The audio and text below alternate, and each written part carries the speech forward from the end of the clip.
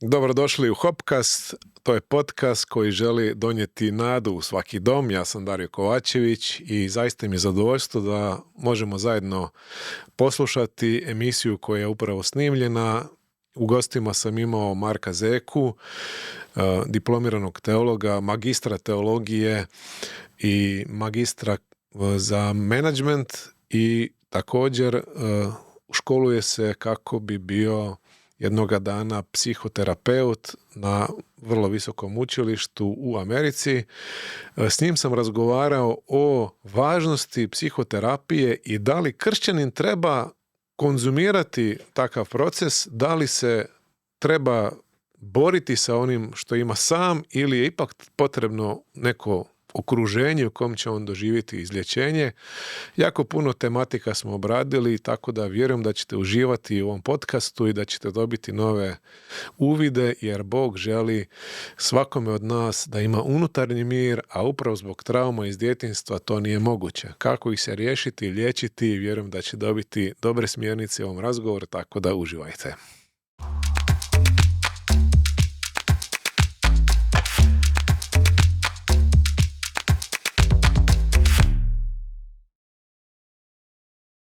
Marko, evo i taj trenutak je došao, mene raduje da ćemo danas pričati o psihoterapiji. Evo, dobrodošao u emisiju, kako ti se čini ambijent?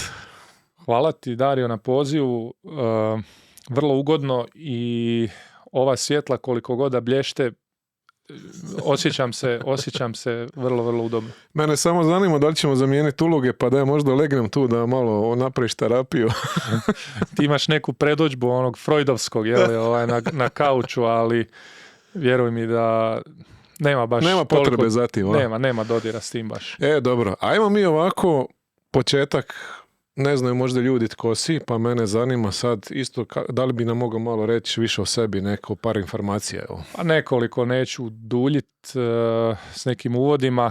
Magistrirao sam teologiju, također magistrirao sam leadership, što mi je otvorilo vrata da u mom nekom osobnom razvoju i potrebi da ja prođem neki proces terapije sam shvatio koliko je bitno i otvorila su mi se vrata zapravo da sam uđem u proces rada na sebi, psihoterapijskog, ali i da pomognem drugima. Tako da evo sad mogu reći i da osim teološkog i leadership programa idem i na edukaciju za psihoterapiju. A sigurno je postao neki razlog zašto si baš odabrao taj kurs, mogao si odabrati neke druge stvari, zašto je to baš zaintrigiralo? Znaš šta? Kažu, žene su krive za sve. Tako da i moja žena ima veliku ulogu i krivicu, pod navodnicima, jednu pozitivnu krivicu u tome da, pošto je ona socijalni radnik i dosta praktičnija od mog tog nekog teološkog uma koji ostaje na nekoj margini praktičnog. Godine su tu bile i nekog razgovora i moje potrebe za produbljivanjem emocionalnog, pa evo došao je i taj trenutak i splet okolnosti i hvala Bogu otvorila mi se vrata i evo i da uđem u to polje. Odlično, tako a ja sam, primijetio sam da se dosta u zadnje vrijeme nekako potiču te teme, pa da se ljudi isto nekako iscijele od tih nekih psihosomatskih poremećaja, psiholoških, psihologije. Jako puno je nekako naglasak na to u zadnje vrijeme. Kako to objašnjavaš? A netko bi rekao, postalo je pomodarski sve to. Postalo je u trendu. Svi govore o emocijama, svi govore o samopomoći, čitaju se knjige neke o self-helpu, samopomoći. Ali ja ne bih to kategorizirao kao nešto pomodarsko, već ja bih rekao koliko god govori se, dostupno je, informacije su nam svime preko interneta dostupne, ljudi govore više o svojim potrebama, o zlostavljanjima, o pokreti žena koje žele se izboriti za svoje, odjednom sve počele i to je dobro da se počelo govoriti, a odjednom i o emocijama. Ja bih rekao da nije to nešto pomodarski, već nešto što je bilo potisnuto u prošlosti. I nije se toliko govorilo o tome. A što je naša ljudska potreba, s čim smo stvoreni. da govorimo o tome, da se izjašnjavamo, jer nas je Bog stvorio kao i sa tijelom, tako i sa duhom, a tako i sa psihom i emocijom i svim osjećajima. Dobro, kad si to već napomenuo, daj ti mislim, ja bi volio da malo ipak konkretiziramo, na kraju krajeva mi smo zbog toga se ovdje okupili, da pričamo o psihoterapiji. Pa kako bi mi mogli sad definirati psihoterapiju? Zato što ima tu i psihijatrija, ima i drugih hagioterapija, znači idemo sad probati nekako kako bi ti to ljudima objasnio šta je to psihoterapija. Pa ne bih htio nekako ulaziti u neke stručne termine. Da, jednostavno samo da svako razumije.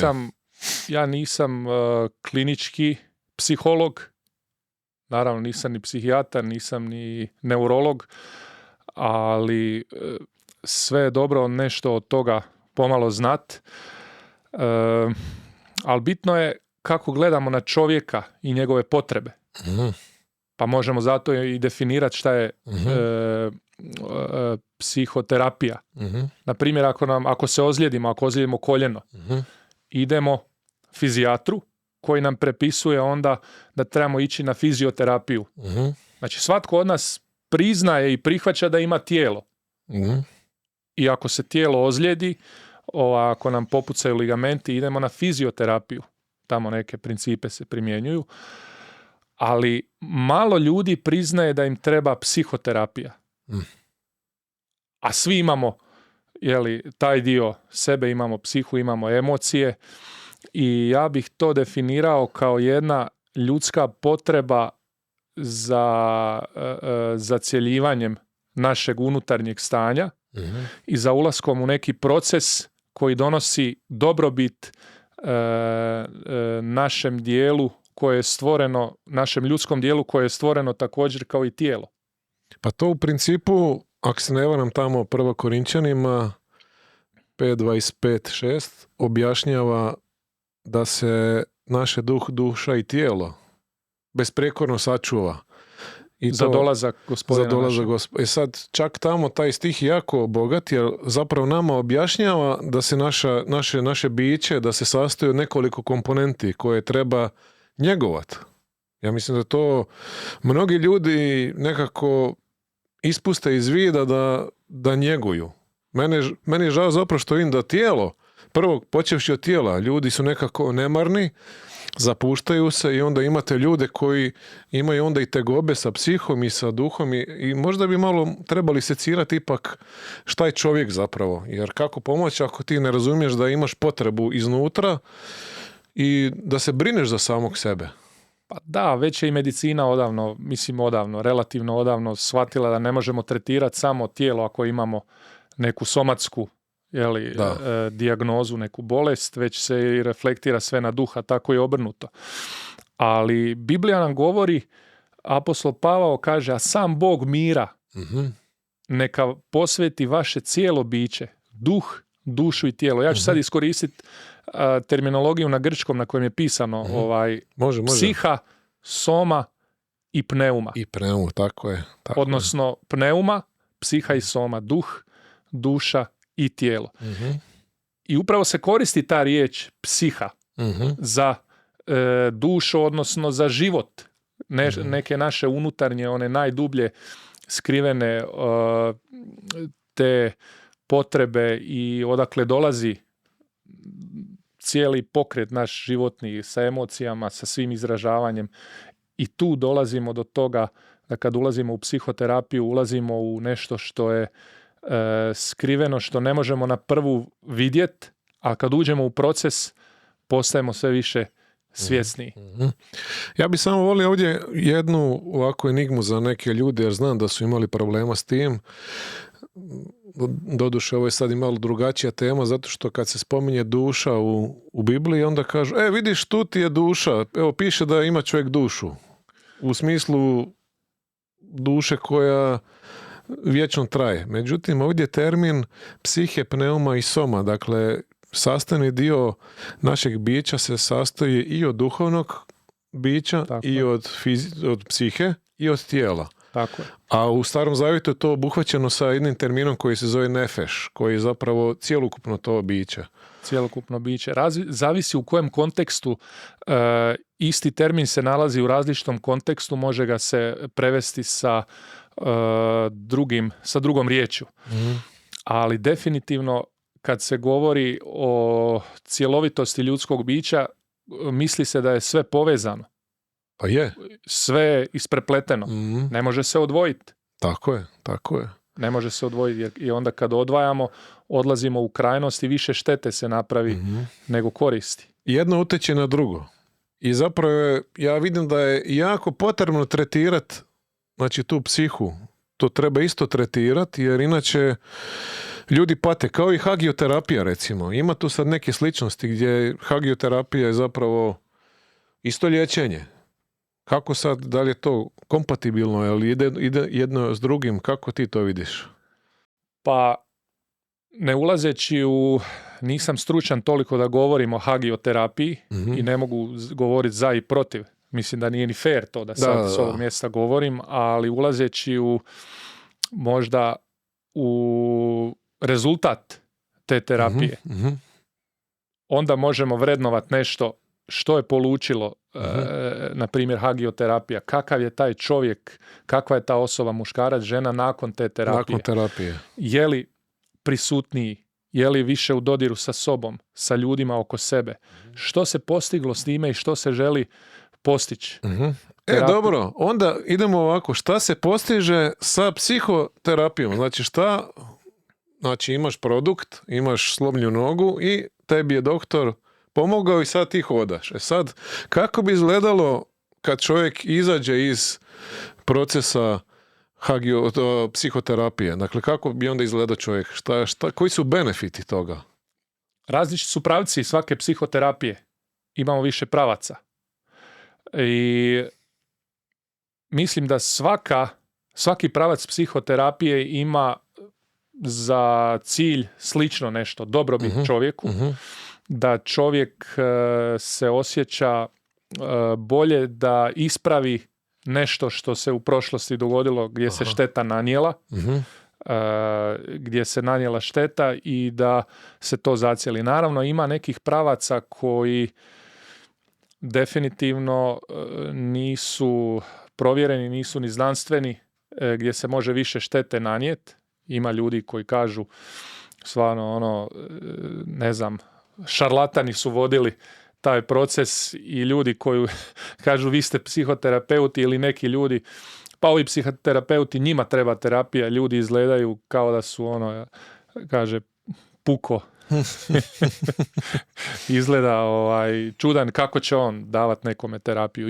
Ima toga stvarno, ali cilj svake uravnotežene terapije, psihoterapije je da se dovede čovjekovo cijelo biće, odnosno prvenstveno taj unutarnji dio kojemu se nanijela šteta, emocionalni, koji naravno se onda odrazi i na tijelu, jer ako je negdje nastala emocionalna šteta ili zlostavljanje u prošlosti, ono se odražava i u autoimunim bolestima, odražava se i u pojavama nekih teških bolesti, jer kao što smo rekli, sve je povezano.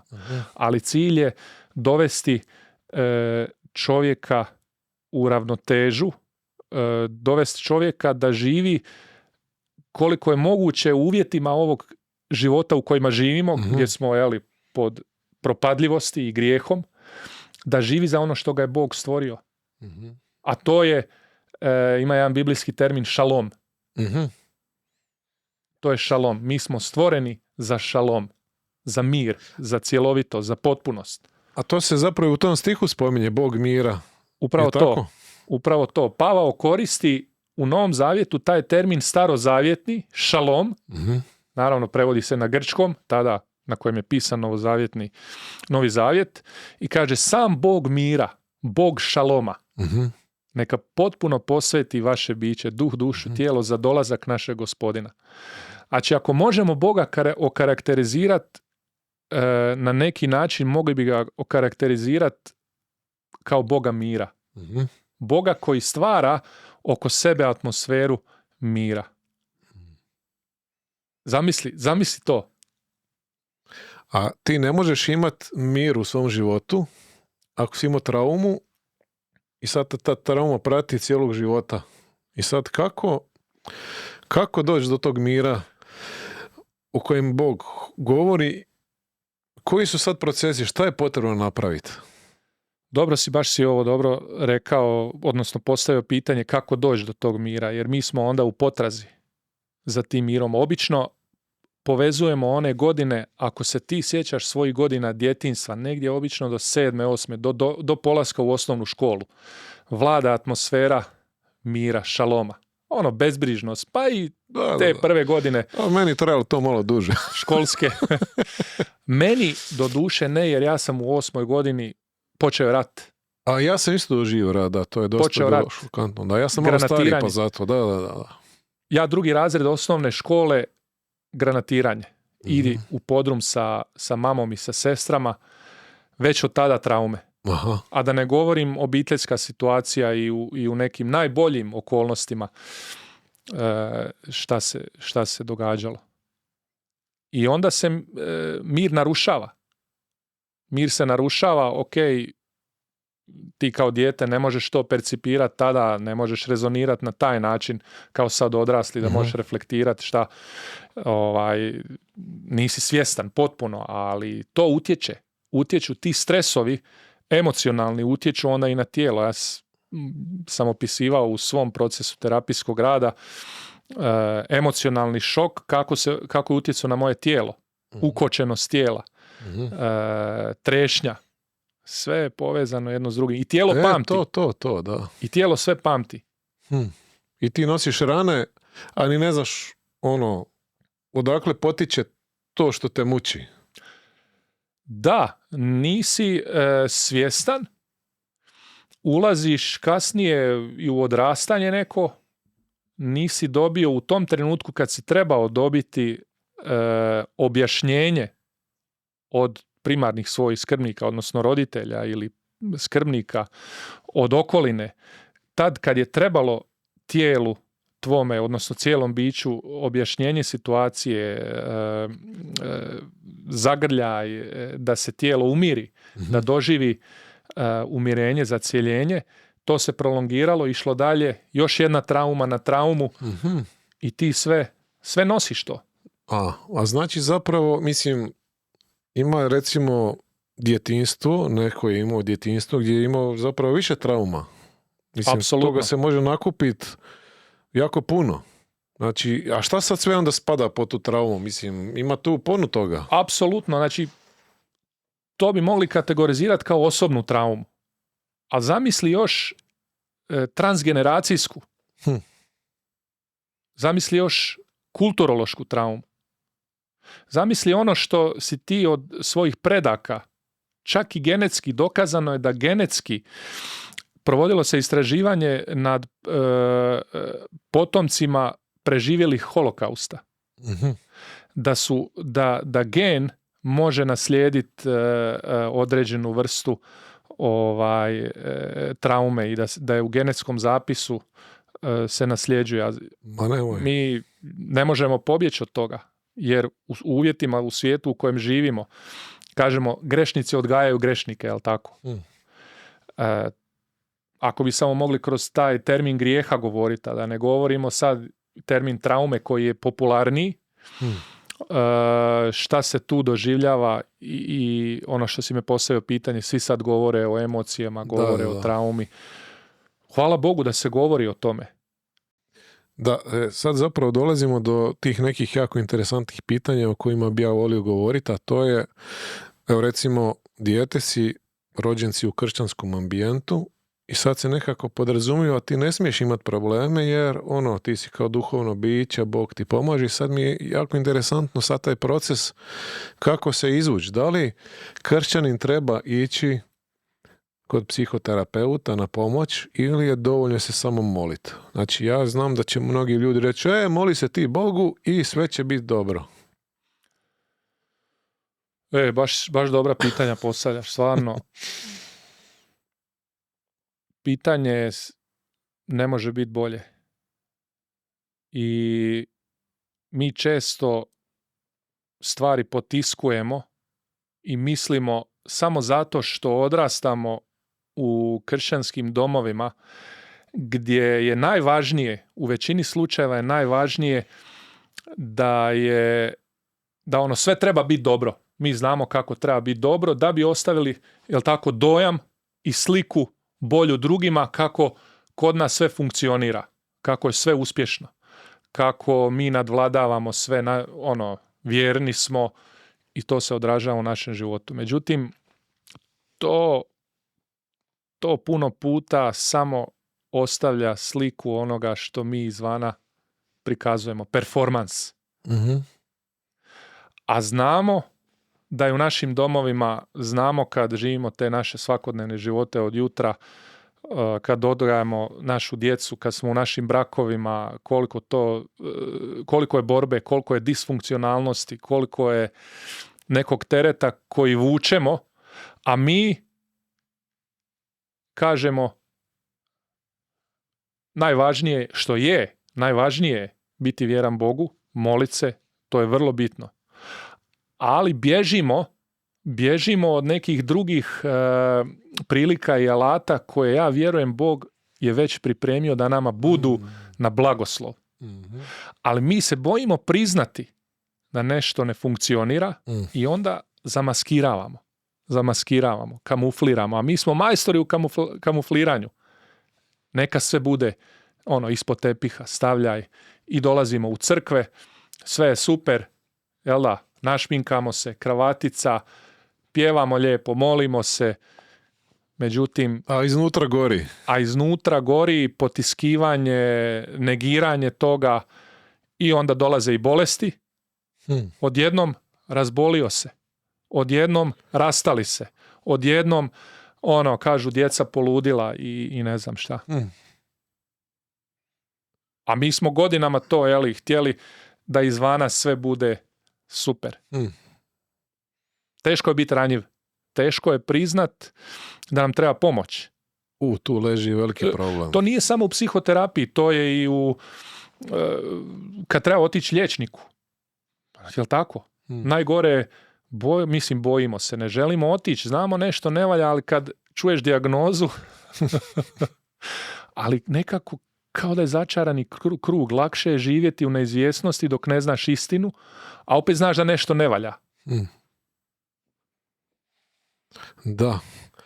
Jako si to zanimljivo rekao i mene zapravo zanima zašto ljudi onda toliko izbjegavaju tu psihoterapiju kad im je to, tako reći, alat, kao što si rekao. Meni je zapravo interesantno što treba se moliti i ja vjerujem da će Bog odgovoriti na molitvu na takav način da će te poslati kod psihoterapeuta.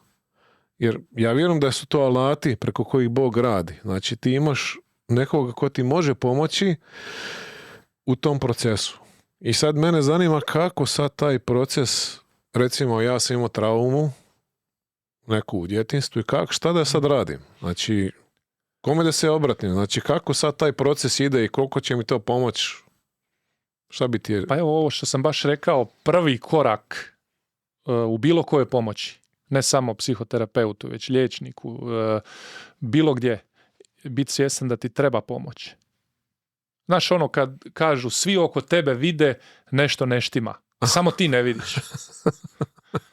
Jesi čuo za takve slučaje? Jesam. Kažu svi mu govore ili svi njoj govore, znaš, sredi to, jel kužiš šta se događa oko tebe, destrukcija, da. Samo ti ne vidiš, samo ti negiraš i živiš u nekom svijetu negiranja. Prvi korak osvijestiti treba ti pomoć. To je vrlo velik korak.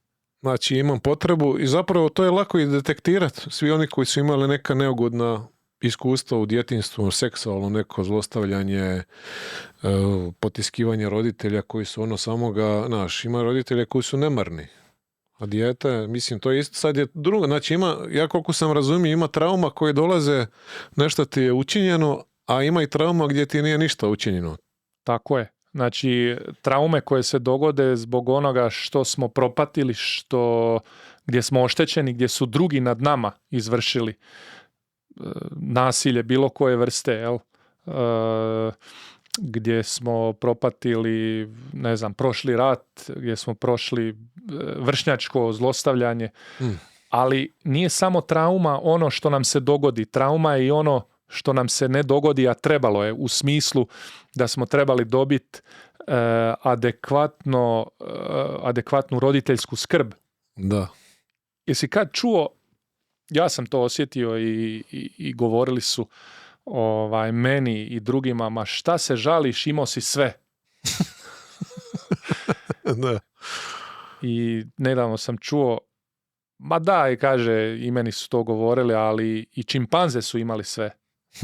Krov nad glavom, imali su hranu, jel tako, ali nismo mi smo ipak stvoreni malo od Boga sofisticiranijima od čimpanzi, da nam treba ipak jedna snažnija vrsta povezivanja sa roditeljima, preko koje mi onda možemo kvalitetno funkcionirati u društvu, s prijateljima, kasnije u zaposlenju, odnosno prije toga u odabiranju i bračnog druga. I ta povezanost s roditeljima je ključna jer tu dolazi sve.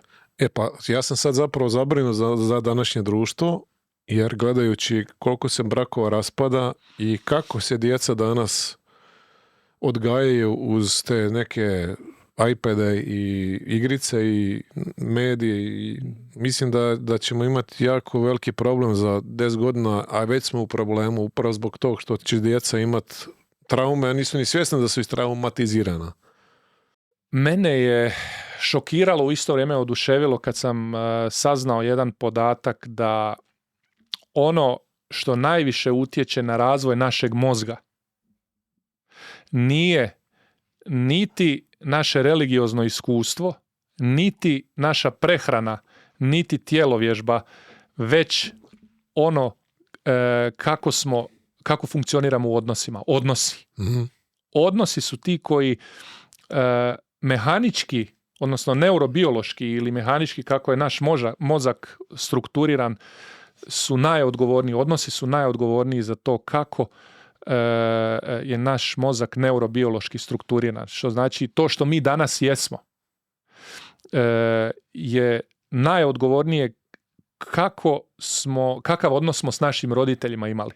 Mm-hmm. Kakvu vrstu povezivanja, odnosno ili zanemarivanja s druge strane, kao što kažeš danas, roditelj da bi se oprao od odgovornosti, da djetetu aparat, evo ti, dijete se umiri na neko vrijeme i roditelj može ići svojom... Ali to nije dobar šalom. Pa to je šalom, znaš, koji privremeno donese mir, koji smiri dijete, ali na dulje staze... Kasnije dođe na naplatu. Da. Ne možeš da bi jednostavno sebe od te odgovornosti maknuo, umjesto da uđeš sa djetetom od najranijeg doba u jednu čvrstu emocionalnu vezu. Danas se sve daje da bi zamijenilo to, i imamo onda kasnije, čudimo se kako nismo s djecom uspostavili neke dublje odnose. Da.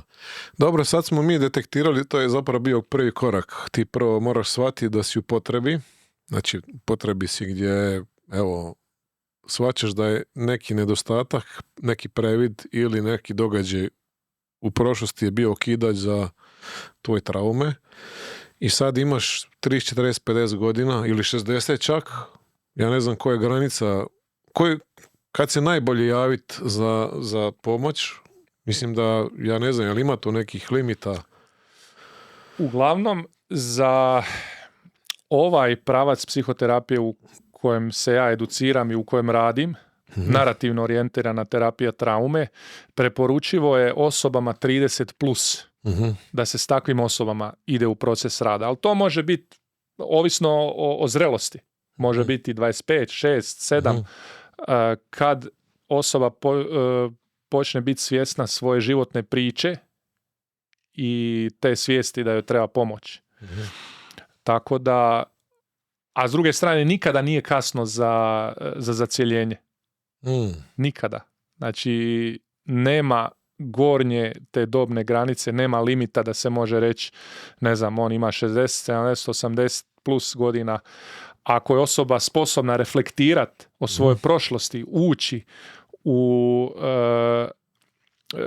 biti ranjiva i ući u taj proces, ako želi ostati u procesu, nikad nije kasno.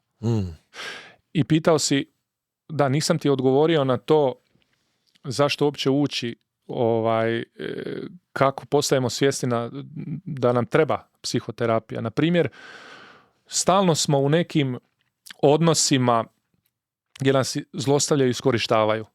U poslu, u ljubavnim odnosima, muškarac, žena. I ne možemo stvoriti dublje odnose, ne možemo jednostavno se povezati ili se dajemo da manipuliraju drugi nad nama. I postavljamo onda pitanje, ili ako uopće postavimo pitanje, zašto se to meni događa?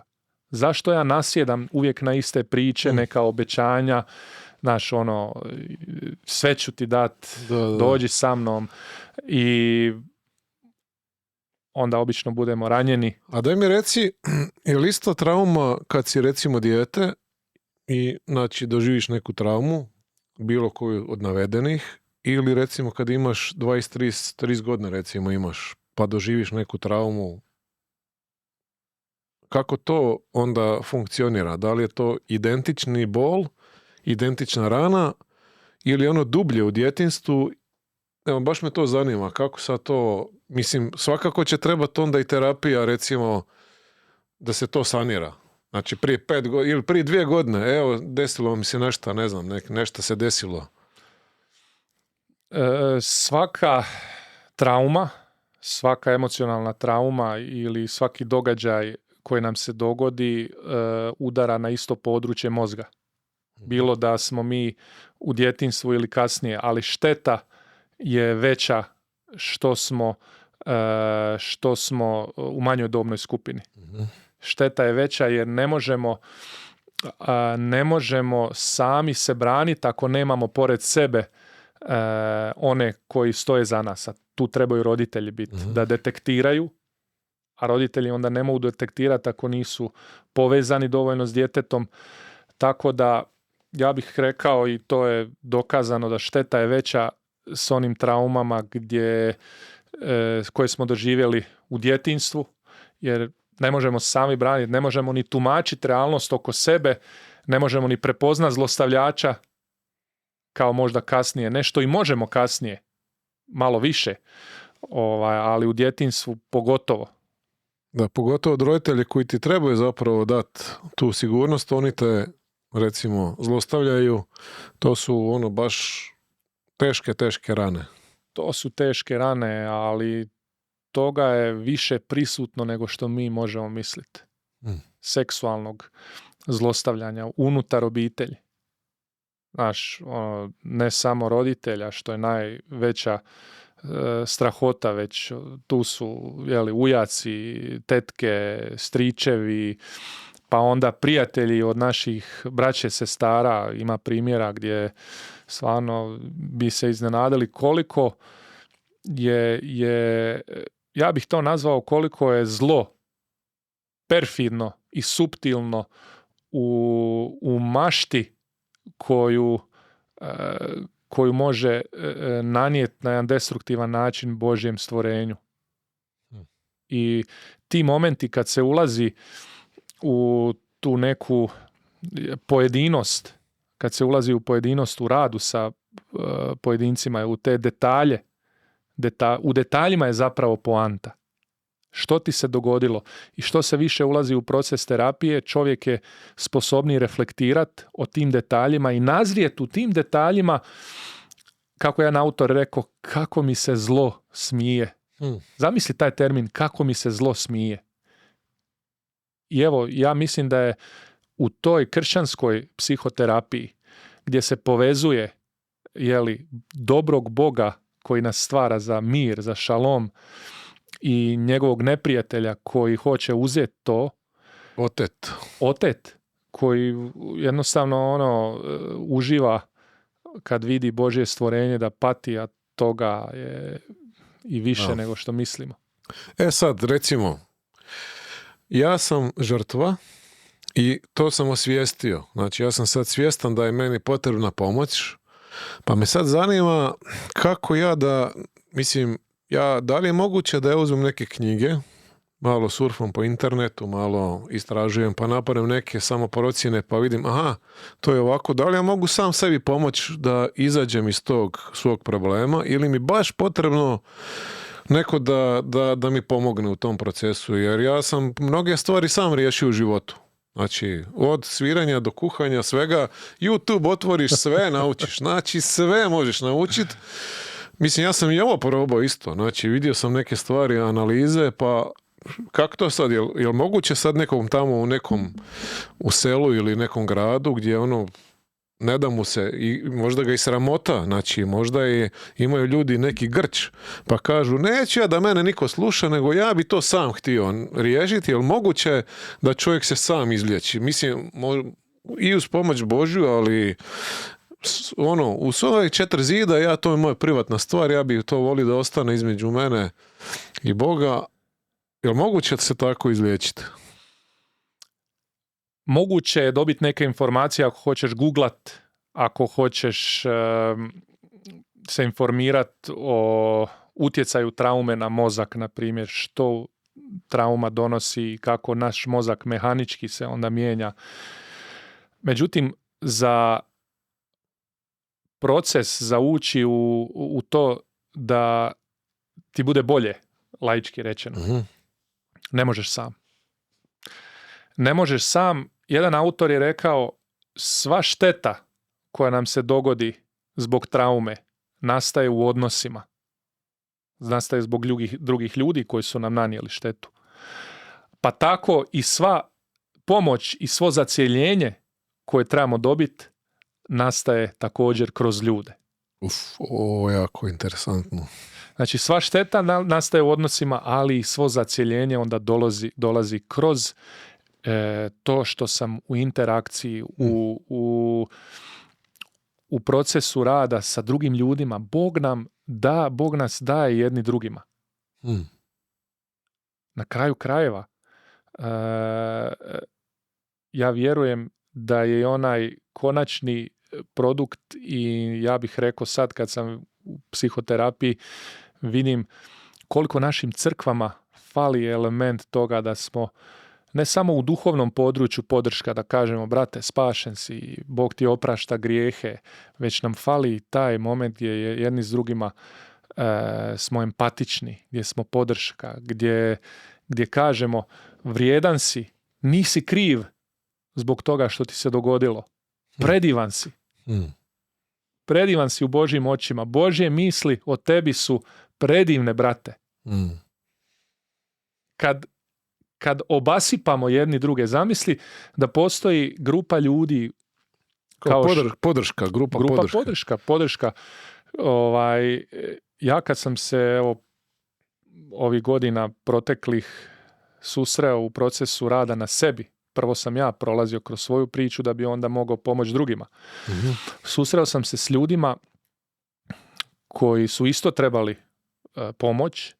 Vodio nas je terapeut, ali profesionalac, ali nas 6 u grupi smo jedni drugima slušali naše životne priče, naše traume, i u tom procesu smo trebali iskazati empatiju, trebali smo iskazati podršku i trebali smo biti svjedoci o tome što se dogodilo, što smo proživjeli. I kad sam ja se susreo s tim da meni grupa ljudi koje do tada nisam znao iskazuje takvo odobravanje i ljubaznost za moju traumu, takvu ljubav, takvu podršku, ja sam se zbunio. Šta je ovo? Nisi navikao. Ja nisam navikao da netko u toj mojoj boli koja je bila nekada, koja treba zacijeljenje, me ne okrivljuje, ne očekuje perfekcionizam, ne očekuje nešto za uzvrat. Mene je to zbunilo, ja sam htio pobjeći. Meni je bilo vrlo neugodno, jel mi vjeruješ? Ma nemoj. Vrlo mi je neugodno bilo, čak sam mislio, koja hrpa bezveznjaka zajedno sa mnom. Šta ja radim ovdje, čovječe? Pa je li to potrebno uopće? Zamisli u kojem si ti šoku zapravo bio od nečeg što bi trebalo biti normalno. Što je normalno, što sam trebao dobiti u djetinjstvu, ono oduševljenje, znaš. Predivno je što postojiš. Predivno je, nisi zaslužio da prolaziš to što prolaziš. Ti si, nisi kriv za to.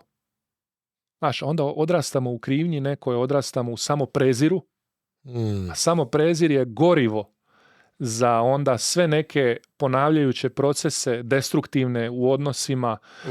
Pa i onda, znaš, kad osjećamo samoprezir, to je isto gorivo i za krivnju i ulazimo stalno u odnos sa Bogom gdje Bog stalno našu krivnju treba oprostiti. Mi se osjećamo ono jadni, ja sam jadan, stalno jadan. Pa čeka, ali Bog kaže, ali daj izađi iz tog jada više. Riješeno već prije 100 godina. Da, riješeno, ja sam ti oprostio grijeh koji si ti učinio prema drugima i gdje si prekršio moj zakon i to, ali Bog hoće sad ući dublje u odnos. Što se dogodilo na toj relaciji gdje si ti od drugih doživio štetu? Jer Bog je zainteresiran i za to područje mog života kao što je zainteresiran gdje sam ja drugima štetu napravio. Jel kužiš sada, znači neko je nama štetu nanio, a nekome sam ja. A mi obično u odnosu naspram Boga se kajemo za grijehe i to je u redu, za štetu koju smo mi drugima nanijeli i Bogu. Ali ja počnem biti svjestan da je Bog zainteresiran i za onaj dio mog života gdje su i drugi meni i da imam pravo na to.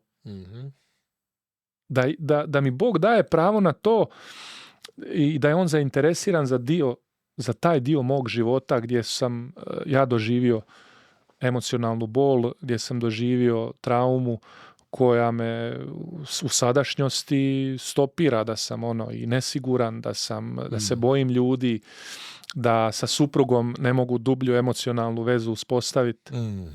Znaš, pa da ja nju osuđujem za neke stvari koje sam ja doživio. Repliciram, projiciram zapravo. Projiciram nešto što nije objektivno. Zanimljivo baš. I onda ne može odnos ići, ne može rast. Zbog rana iz prošlosti. Zbog rana, zbog toga što sam ja nešto doživio ili čuo u svojoj obitelji ili nešto što nisam dobio. I jednostavno sad te inpute koje sam dobio unosim i optužujem, pa onda u odgoju djece isto te neke metode radim, kažem ja sam ti tata, moraš mene, ostajemo ulogama i onda hoćemo te uloge samo zato što sam ti ja tata, ali dijete hoće odnos dublji, a ne samo eto ti si mi tata pa razumiješ šta sad. Jako zanimljivo. Mene je ovo dojmilo jer ljudi baš imaju te praktične probleme. Gdje god se osvrneš oko sebe, vidjet ćeš da ljudi nit vrednuju sebe, nit druge. Znači, meni je to toliko žalosno da su ljudi toliko ukočeni i upravo zbog tih trauma ja sam vidio jako puno ljudi koji imaju problema sa samopouzdanjem. Ma ko će mene, vidi kakav sam. Znači, uvijek sebe toliko spušta i onda kad uđem malo dublje u razgovor s njima, ja nisam neki terapeut, ali ja točno vidim da nešto se desilo u prošlosti zašto ljudi samo negativno o sebi. Znači, ne može izaći iz tog obruča stegnutog i pati se. To je žalosno. To je, kako se s tim nositi? Mislim, treba nešto napraviti. Da, mi kad smo žrtve u prošlosti, najlakše je ostati u tom stanju i opravdavati se zbog nečega što nam se nanijelo i očekivati od drugih razumijevanje. I to je ok. Ali do neke mjere.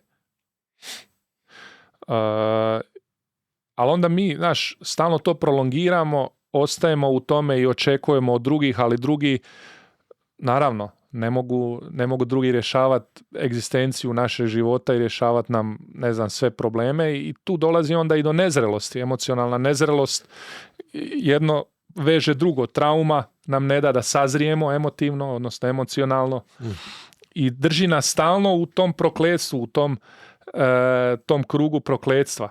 Mi krivimo druge, nećemo vidjeti svoju situaciju, ne prepoznajemo da nam treba pomoć, ono što smo od početka spominjali. I ne znam, ovaj me je pogledao ovako, ovaj mi je rekao ovo i uvrijedimo se.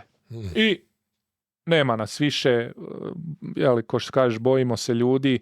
To je neki vražiji krug stalno u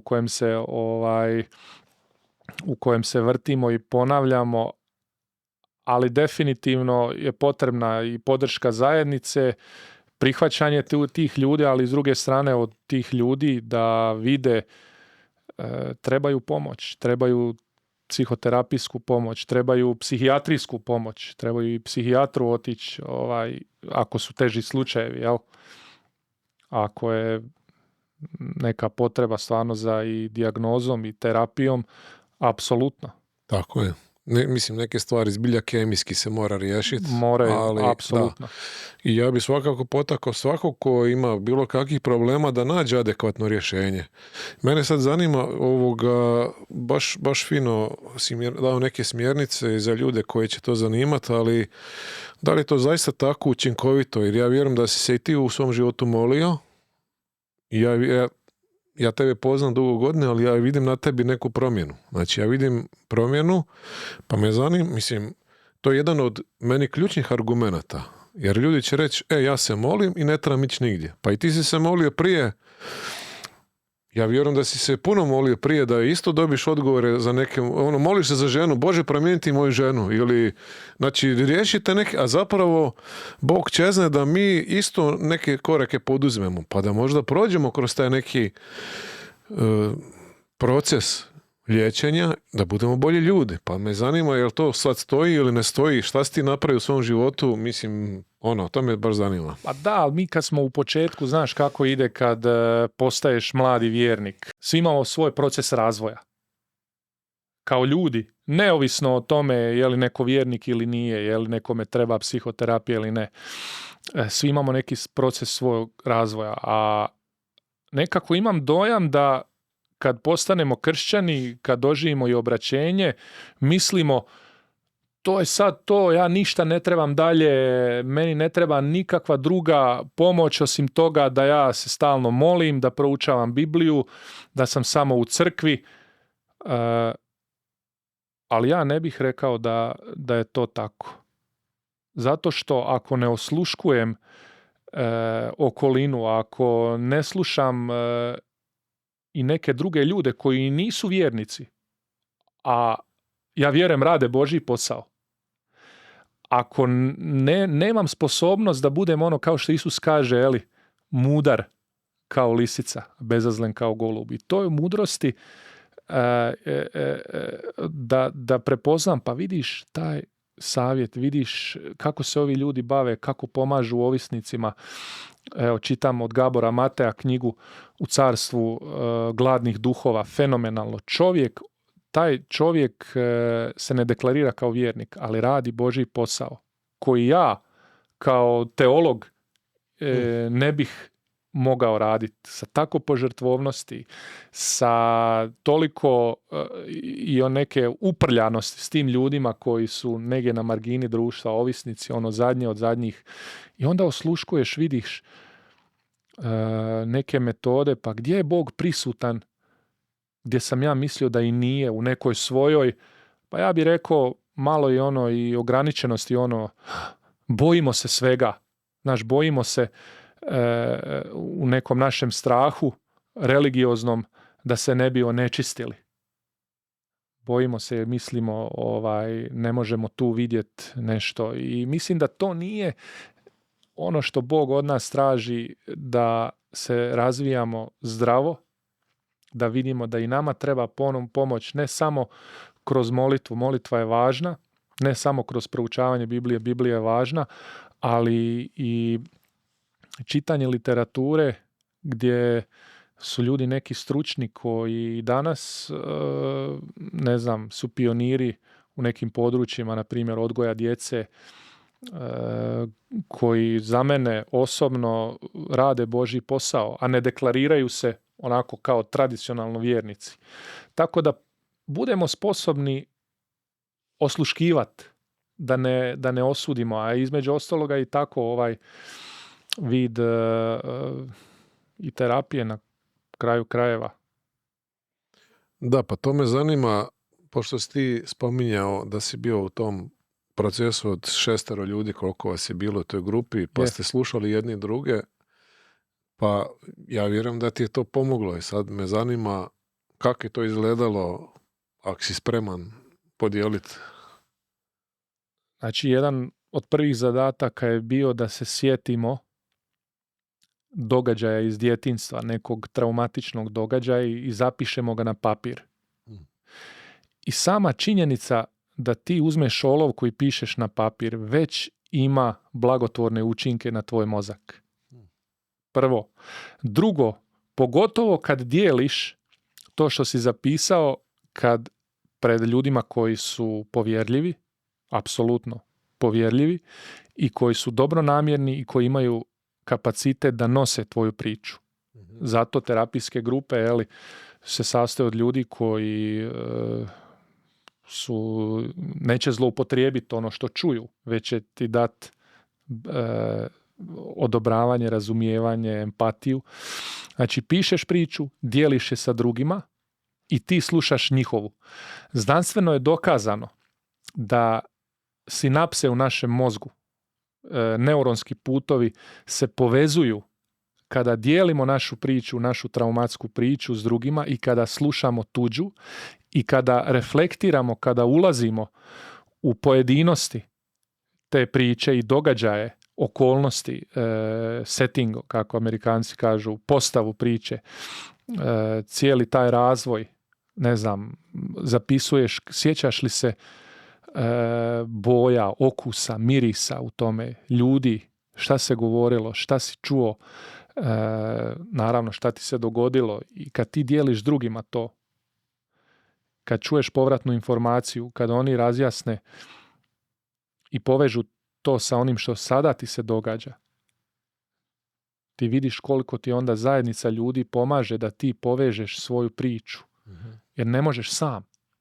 Ne možeš sam sve detektirati, zato Bog daje nas drugima i druge nama. To je zajednica. Zato ne možemo self-help. Nema samo pomoći u pravom smislu kod terapije. Možemo znati neke informacije, pročitati neku knjigu, ali pravo zacijeljenje dolazi kroz ljude koji su dovoljno zreli, imaju kapacitet da nose to. Znači, ti si bio okružen s tim ljudima, a šta da nisi bio okružen? Mislim, to je sad pitanje, znači ima više tih načina kako se liječi, ali ti si vjerojatno prošao i kroz to. Ja vjerujem da ste vi na tom tečaju 1 na 1 rješavali. Ne znam kako ste to. Naravno, ovo je proces edukacije, ovo je proces gdje ja prolazim, ali u svakoj edukaciji, obrazovanju moraš proći prvo ti rad na sebi. Pa to je jako interesantno. Znači, moraš, ti sam... Da bi pomogao drugima, u konačnici moraš ti proći da se tebi pomogne. Osvijestiti svoju priču, regulirati sve, potisnuto, naći u tvojoj priči elemente zlostavljanja, elemente zanemarivanja, ono što nisi dobio, i stvoriti kapacitet, Dario, da se susretneš sa onim s čim te Bog stvorio, sa emocijama koje mi potiskujemo. Mi potiskujemo, ne znamo prići, ne znamo zagrlit, ne znamo dat. Ja sjećam sebe u početku svog braka i to se nastavilo. Koliko je teško nekad i supruzi dat, osjećaš i tjelesnu odbojnost, osjećaš neki dio i to te koči u dubljem povezivanju. Osjećaš neke elemente koje kasnije skužiš, oštećen si čovječe. Ali 1 na 1, kao što si rekao, u terapiji kad netko dolazi i treba mu pomoć, definitivno 1 na 1 je ono što je prisutno u najviše slučajeva, gdje je terapeut koji je stručan, tebi daje pomoć. I on je ta osoba koja je sada sposobna nositi sa emocionalnim kapacitetom, sa dobronamjernošću, i zato ona mora biti osim stručna i dobronamjerna, ali ja vjerujem i osoba koja ima i trebala bi imati jednu kvalitetnu vezu s Bogom. Jer na kraju krajeva od Boga dolazi sve ono što je dobro, onaj prava emocionalna, pravi emocionalni kapacitet da nosimo nečiju priču. Da, to je zapravo sad i problem, jer kome se ja mogu obratiti, jer znači ako ja želim imati neku terapiju, znači neki proces da mi neko pomogne, očito je velika razlika između kršćanskog psihoterapeuta i običnog psihoterapeuta ili neko ko će raditi s tom. Neko će možda to samo odraditi, ti si možda neka tekuća vrpca, ajmo malo, daj malo prošlosti, malo djetinjstva, idemo. I para će sjest. Pare sjedaju. Znači, to je sad veliko pitanje. Ja imam i problema s tim. Ja recimo prije 15 godina igrao sam malo nogomet više nego što sam trebao i meni koljeno nateklo. I nateklo koljeno i ne mogu hodati kako treba. I sad dok ti dočekaš tamo red u bolnici regularnim putem, već mi naraste mi 3. noga dok dobijem, ali ja ošao kod privatnika. I sad privatnik kaže on meni, ajmo mi pregled, on mene tamo svrko i kaže, vama je ošao meniskus, ja vam to sredim sljedeći tjedan operacije odmah, ako hoćete preko reda 5.000 kuna samo i nema problema. Rekao, nema problema, vidimo se mi malo sutra. I meni je noga zapravo za 3 tjedna isplasnula i meni noga se vratila u prvobitno stanje i sad bi on rekao, ja sam ti to sredio, znači on bi mene s parama obrlatio, zaradio bi i riješio. I ja sad taj metod samo primjenjujem na nekoga ko bi mene išao sanirati moju psihu i sad ja dođem kod nekog terapeuta koji će samo gledati kako da izvuče novce iz mene. Ko zna šta će on meni raditi, možda neće ništa napraviti, ko zna kojim će me putem ići. Ja imam veliku nekako skepsu i nepovjerenje prema onome ko bi mene tretirao, a ovo su jako ozbiljne stvari. Znači, nije ovo sad, nogu, ajmo, pa čak i ako krivo zaraste, lako, znači, nisu toliko dugoročne posljedice ako neko tebe još upropasti iznutra. Evo, ja mislim da sam izvukao dosta realan problem kod ljudi. Ne znam kad ti se to dogodilo, mlađi si bio i vjerovatno, puno ti je novaca bilo dat i sad te hoće navući. Šta je onda, ne bi ni sad dao. I sad pazi, ti si onda to pustio i dogodilo se da je splasnulo. A to je sve. Samo serija, znači nije bio toliki problem. Znači. Ok, sada. Ali tako mi pustimo neku emocionalnu bol i ranu i kažemo, pusti, samo će to, treba samo vremena. Znaš kako kažu, vrijeme liječi sve. Ne liječi. I sad ja bi te pitao da si ti kasnije otišao, tebi je izvana prividno sve bilo bolje. Međutim, da si ti otišao na rentgen, ne znam jesi išao, neću sad ulaziti u pojedinost, da si otišao na rentgen, da je malo se dublje to vidjelo, hop, šteta je i dalje prisutna. Znači, kad uđemo malo dublje, šteta je i dalje prisutna, ali izvana je sve to nekako splasnulo, činilo se bolje, jel tako? Da. I ti si bio spreman nekako, razmišljaš, sačuvat ću novac, pustit ću, evo ga sve. Tako je nama i sa onim emocionalnim dijelom, i sa ranama, sa traumama. Pustimo mi sve to, ali nekada kasnije ipak to dođe na naplatu, jer tijelo pamti sve. Da. U ovom slučaju tijelo pamti i emocionalnu bol, događaju se autoimune bolesti i rakovi i svašta i teške bolesti, ali treba jednostavno imati povjerenje u proces. Treba, naravno, najbolje je po preporuci. Ako imate nekog čovjeka od povjerenja, psihoterapeuta, koji neće učiniti više štete. Ali ima stvarno ljudi, ne mogu sada 100% sigurnošću, ali kao i svugdje, kao liječnika koji, kaže, operirao mi je napravio više štete. A tako i ovih, ali treba imati onda, ne znam, čujemo od ovoga, ovaj ti je dobar, ovaj ti je na mene operirao, ne znam, privatnik, kaže prijatelj sinuse, odnosno ja imam devijaciju septuma, kaže samo kod privatnika idi, ako odeš u državnu bolnicu, napravit će ti tamo čekić i dlijeto, rastavit će te, a štete će ti napraviti. Treba imati povjerenje u proces i naravno nekad riskirat, ali ući u proces, kao što sam ja, na početku mi je to glupo sve izgledalo. Ja sam htio pobjeći.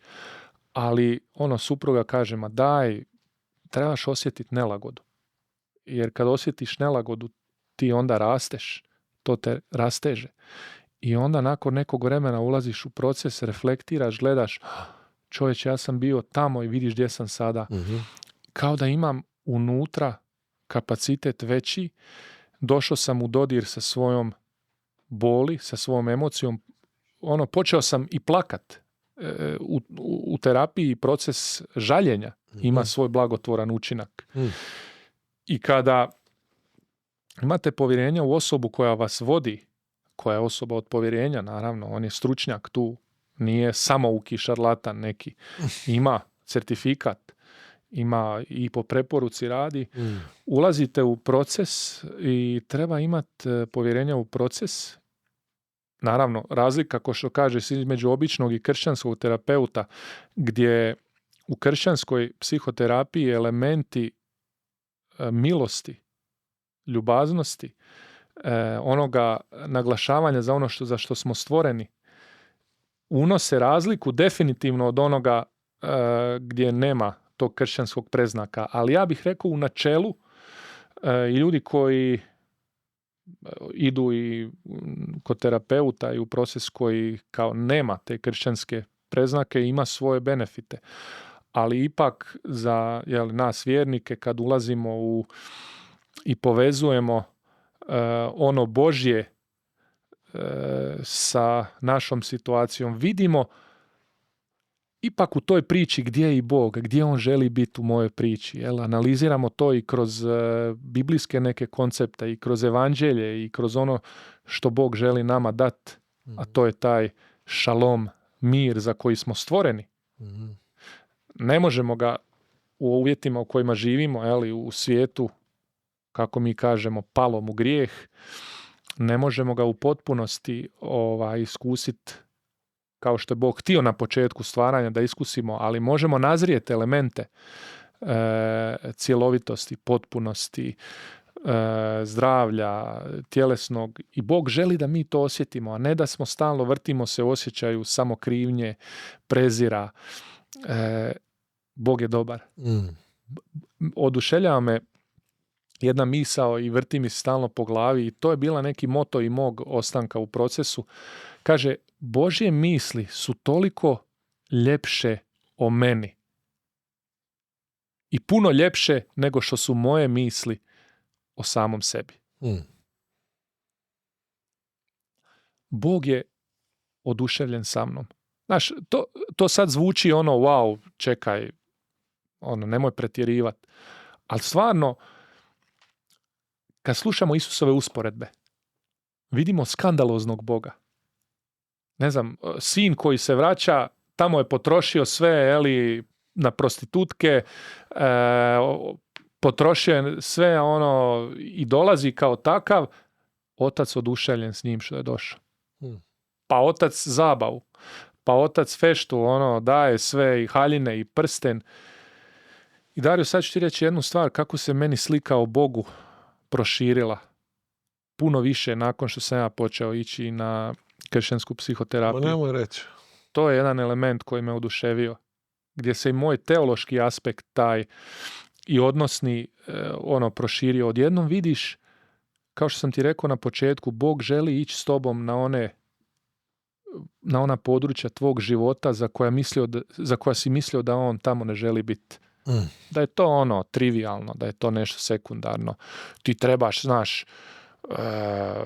obraćati ljude, propovijedati evanđelje, ti trebaš rušiti kraljevstva zla.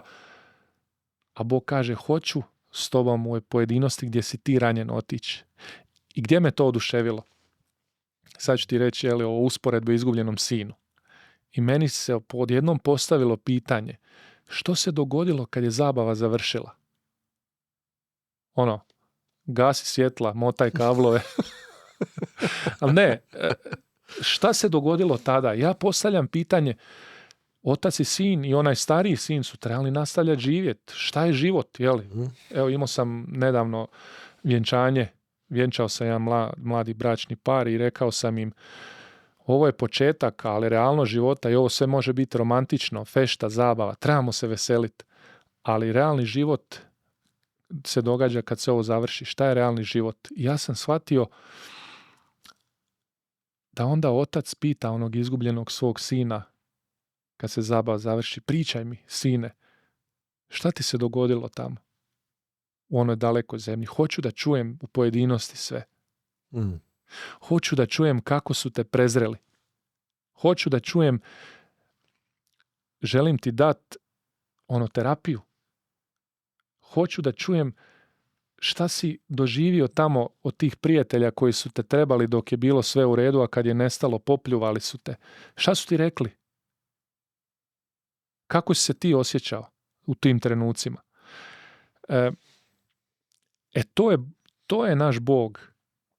Jeli, kako kaže apostol Pava, otac našeg Gospodina Isusa Krista, koji je Bog moje unutrašnjosti, tako i izvanjskog dijela, i moje psihe, some i pneume i svega. Bog mira, Bog cjelovitosti. A ne samo jednog aspekta teologije koji onda mi naglašavamo i samo udaramo po tome i mislimo to je. Da. Ja vjerujem da je bilo puno suza tamo. Znači, prvo suza radosnica, a onda suza shvaćanja da mi je oprošteno, da sam prihvaćen.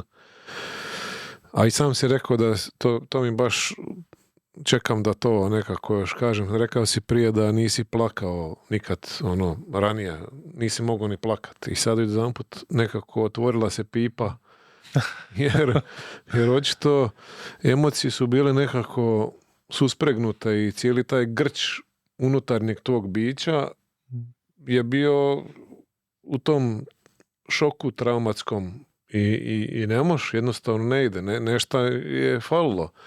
A sad, kad smo se dotakli tog izgubljenog sina, očito je sve došlo na mjesto, jer kad si ti u tom nekom normalnom odnosu, onda je sve normalno. A nije normalno da čovjek ne može plakati. Ja sad mislim, to nije normalno. Ali sad možeš plakati, tako? Mislim, ne moraš sad pokazati, ali... Znaš, to se najviše vidi, meni se najviše osjetilo u mom bračnom odnosu. Žene su sa više emocionalnog kapaciteta, ali emocionalno zrelije od nas muškaraca po godinama su ispred. I kad vidiš da ti tvoje tijelo brani ući, kad vidiš svoju suprugu da ona iskazuje emociju, da joj treba taj vid razumijevanja, a ti ne možeš dati. Pa to je problem. To je veliki problem. To je veliki problem. Ali ti ne misliš da nešto nije u redu s tobom. Nego ona ima velika očekivanja. Tako je, ona ima, znaš, kao žena, ma daj, pusti me čovječe, rekao sam ti već da te volim. Ja, sve sam ti već rekao. Moja žena je meni postavila pitanje u početku par godina, šta ti misliš o meni? Ja, meni to već pitanje postalo dosadno. Znaš šta, kasnije kad je ona prestala to postavljati, ja tek vidim koliko mi fali da mi postavi. Pa ja sam ti, kaže, godinama postavljala to pitanje šta ti misliš o meni, a sam prestala jer si tup. jer si toliko nemaš kapacitet da nešto kažeš. Tvrdo onako. Ma tvrd si, čovječe, i meni to počelo faliti, znaš. Ubijalo me to. Zašto moja supruga više meni ne postavlja to pitanje? Tek postanemo svjesni kad nešto izgubimo da smo imali to. Znaš, možeš povezati s nečim to. Da. A čekaj, onda sad se to promijenilo. Tako sam ja dobio dojam. Pa, to je u procesu promjene. Pa, cijeli život se mijenjamo. Cijeli život i to je okej, to nije nešto, znaš, ono, ja se trebam cijeli život mijenjati, to je prenaporno. Mi smo stvoreni da rastemo, da rastemo, da se razvijamo. Pa vječni život je rast, konstantni. Ko se boji rasta i promjene? Ja ne znam, ono, čemu razmišljati, je li, o uskrsnuću, o nekom Bog, možda što me oduševljava, u Otkrivenju stoji, ako se ne varam, 22. poglavlje, da usred grada koji se spušta Jeruzalema je vrt i stablo i lišće koje rađa 12 puta, svaki mjesec jednom, a služi za liječenje, kaže, poganima, narodima. Znači, proces isceljenja će se nastaviti, određeni proces isceljenja, obrisat će Bog svaku suzu. Tako? Ali nastavit će se napredak, mislim. Nastavit će se, neki oblik ćemo prolaziti nečega dok ne dođemo. Ja ne mogu to, ja ne znam, ali meni je to prirodno. Meni je to prirodno, jer Bog nas uzima da ćemo proći neki proces, ne znam, evo, refleksije, žalovanja i ono što sad trebamo već početi, da smo u kontaktu sa svojim emocijama, u kontaktu sa boli, ali ne samo to, već u kontaktu sa ljutnjom.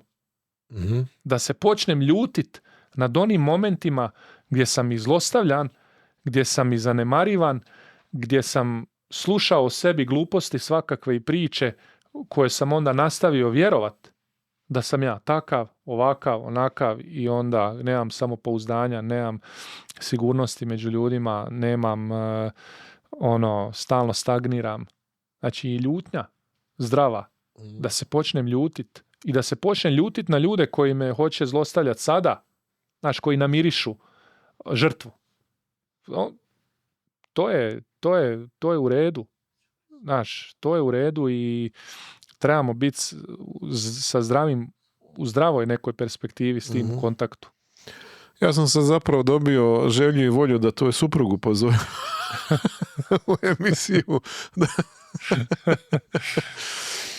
Ona već ima malo više iskustva od mene i po tom praktičnom pitanju već kao socijalni radnik i savjetuje u sklopu svog posla i prolazi ovo isto što ja. Zajedno smo u edukaciji, sada smo 2. godina narativno orijentirane terapije traume, Seattle School of Theology and Psychology pri Allender centru i zahvalni smo Bogu što nam je dao, evo, što su nam se vrata otvorila kroz moj studij leadershipa, da u jednom predmetu od leadershipa na Andrews University se dotaknemo i toga. Ja sam malo onda istraživao, došao u kontakt sa tom školom, intervju, preporuke i evo, hvala Bogu.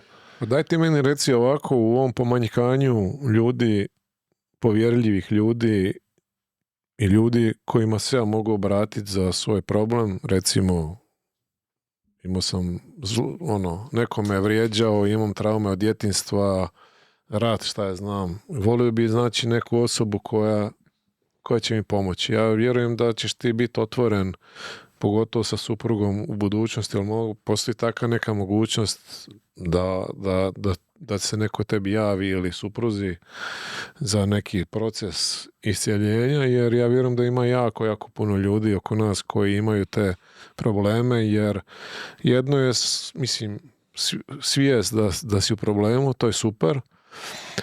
Onda ja vjerujem da su dobili ljudi neki želju za tim procesom. Ja bih ohrabrio sve da razmišljaju o tome kao što nam treba, duhovno iscjeljenje, tjelesno, da se ne bojimo, ali postoji tu malo naš zadrška. Obično ljudi to povezuju sa psihijatrijom, imam dijagnozu. Nije to. Nije to. Potrebno nam je emocionalno iscjeljenje jer smo odrastali u okolnostima. Jedan autor kaže, grešnici odgajaju grešnike. To je naša realnost i neko je oštećen manje, neko više. A svi smo roba s greškom. Svi smo. Definitivno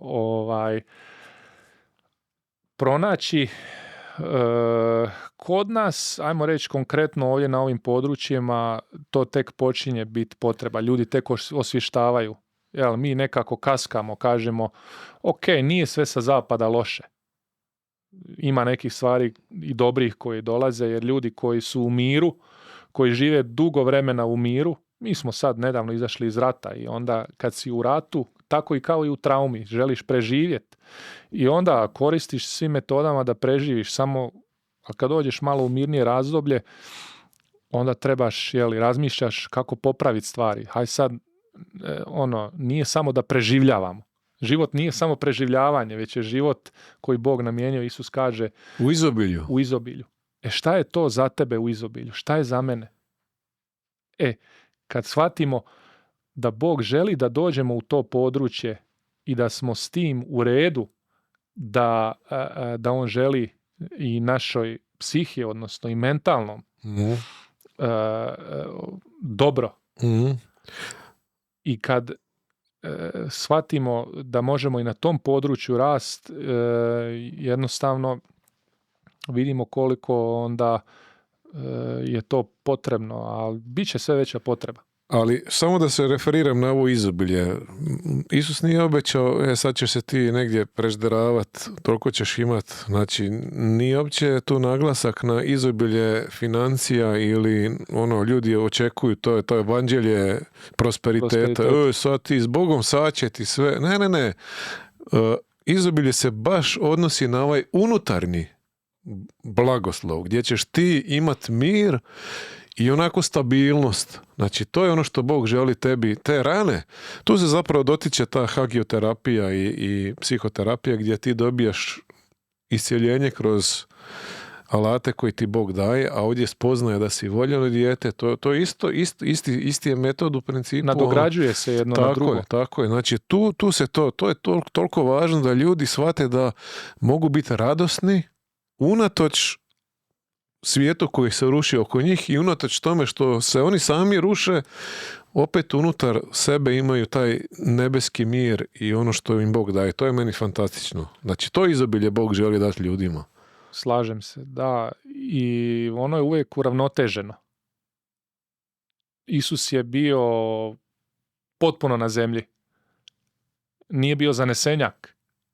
Nije bio fanatik. Nije bio neki fundamentalist religijski, koji je udarao druge, kako mi kažemo, Biblijom po glavi, već Bog koji se utjelovio, naš stvoritelj, on zna šta je najbolje i on hoće, ja mislim da u cijeloj toj priči cjelovitost, da smo uravnoteženi i da jedno nadograđuje zapravo drugo. Ako smo samo u duhovnom, zatvorimo se onda u samostan i nemojmo komunicirati, zavjet šutnje. To je šta? A šta ćemo dobiti? Je li to smjer? Ali ako ćemo samo onda se baviti mentalnim i radi samo na tom području nekom, nijedna krajnost, ali Bog, kao što sam rekao, psiha, soma, pneuma, duh, duša, tijelo, to je uvijek uravnoteženost, je Božji neki recept za izobilje. Za izobilje. Za kraj, da mi onako sada to nekako rekapituliramo. Da li treba kršćanin onda psihoterapeutsku pomoć ili ne treba? Kršćanin treba pomoć. Kršćanin treba pomoć. Sad razgovaramo o psihoterapijskoj pomoći, između ostaloga i tu pomoć. I smatram da je dio kršćanske poniznosti, ako govorimo o tome, priznat ja trebam pomoć, jer ne funkcioniram u odnosima. Duhovan sam, molim se, ljudi me poznaju kao čovjeka molitve, Religiozan čovjek. religiozan, znam stihove na pamet, a s druge strane ne mogu dublje ući u odnos sa suprugom, zlostavljam tamo ljude, svađam se. Ne mogu vezu s djecom uspostaviti. Nekako na tehničkoj razini sve to funkcionira, ali trebam pomoć, trebam vidjet, reflektirat, jer mi smo proizvod naše prošlosti. Zato sam ja i krenuo na ovaj pravac narativno orijentirane terapije traume, jer mi je najprirodniji, jer se osvrće na našu životnu priču. A svatko ima životnu priču. Jedan autor kaže, znači, ti imaš bogatiju priču od trilogije Gospodara prstenova. Moćnija je i snažnija, sa puno elemenata, sa puno intriga, zapleta, raspleta, ali treba hrabrosti ući u to. I kad uđemo, vidimo gdje je Bog bio, gdje on želi sad da bude u odnosu, gdje nas je zlo naš vrtilo i gdje nas sada vrti da nas ostavi stalno na nekoj razini u onom blatu u kojem je izgubljeni sin bio. Definitivno po meni, ako kršćanin treba fizioterapiju, treba i psihoterapiju. Ili negira u protivnom da, eto, možda je on samo tijelo. A lijepo je biti ispravljen. Pa lijepo je doživjeti i blagoslovljeno je doživjeti kad drugi može blagosloviti u toj terapiji dio tvoje priče za koji nisi nikad doživio blagoslov. I kad možeš osjetiti stvarno da tvoje tijelo nije protiv tebe, već da ti tvoje tijelo želi biti za tebe. Ne samo tvoj duh, već da i tvoje tijelo, da postaješ u kontaktu sa svojim tijelom s kojim si stvoren, kojega ti je Bog dao, i da ti ono šalje signale. Jer puno sad u zadnje vrijeme čujem od nekih kršćana koji kažu našim emocijama ne možemo vjerovati. To je vrlo, vrlo upitno. U kontekstu nekom ne vjerujemo Božjoj riječi i kad se osjećamo loše i to. Ali da se isključujemo od emocija i da ne trebamo psihoterapiju, onda negiramo da smo stvoreni od Boga cjelovito. To bi mogla biti i jedna od emisija u budućnosti, kako sa emocijama baratat, šta nam one govore, ali vjerujem da će biti prilike i za to.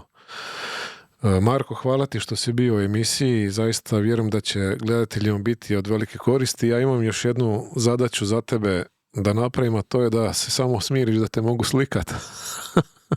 Zato što ću imat memoare od svih gostiju koji ostanu, stavit ću ih na zid, pa vjerujem da će to biti lijepa uspomena jednog dana. I evo, hvala ti još jednom što si bio gostovao kod mene i vjerujem da ćemo nastaviti suradnju i da ćeš doći još koji puta, jer ovo je jako puno mogućnosti za budućnost, jer ljudi imaju velike potrebe, tako da. Hvala tebi, Dario, što si me pozvao i što si htio da se o ovoj temi razgovara. Stvarno sam počašćen. Evo, ja vjerujem da ćemo osvijetliti i nekako dati ljudima motiva da malo promisle o tome i da pronađu rješenje, jer rješenje je nadohvat ruke, znači može se sanirati, može se pomoći i evo, meni će biti izuzetno drago ako čujem da je neko se tebi javio i da je uživao u pomoći, a ko je uspio, i vjerujem da su mnogi gledali ovu emisiju do kraja, mogu tamo napisati ili se javiti, reći šalom, želim ti zbilja šalom. Meni često znaju komentirati na mom kanalu šalom Dario, to mi je baš drago, tako da meni je uistinu zadovoljstvo da donesemo mir ljudima. Evo. Slažem se, evo, kogod ima neke potrebe može stupiti u kontakt, zato i prolazimo ovu edukaciju. Ja sam spreman ući u proces i